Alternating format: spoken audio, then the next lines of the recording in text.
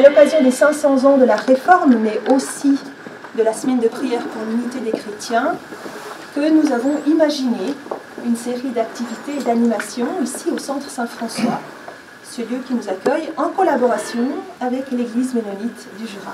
Vous aurez la chance de découvrir plus de 20 quilts qui sont accrochés ici. Tous racontent une histoire, un bout de vie ou un rêve. C'est Jacques qui va nous en dévoiler les secrets. Je vais vous proposer de passer dans la grande salle et je vous dirai pourquoi là-bas. Quand vous saurez pourquoi, vous serez atterré. On passe tout de suite là-bas, vous pourrez vous asseoir.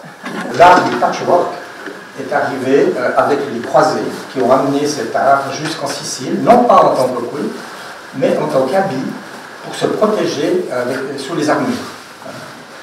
Ces chutes de tissus qu'ils trouvaient en Palestine, on les faisait vite, on faisait des chemises à la va-vite et tout.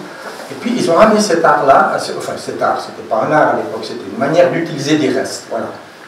Et le premier quilt connu, il date vers 1400 en Sicile. Ça. Et puis après cet art, et là les femmes, elles ont utilisé ça, non pas pour des habits, pour ça on va faire d'une autre manière, on va faire des matelas.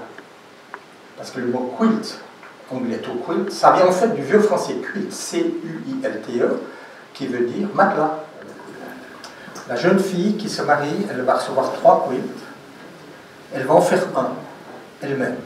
Elle est tâchée d'en faire un de A à Z.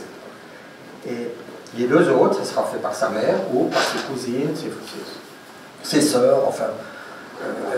Ce sentiment d'unité qui est là, qui est très très important dans ces communautés-là. Et le premier quilt amish date d'environ 1860.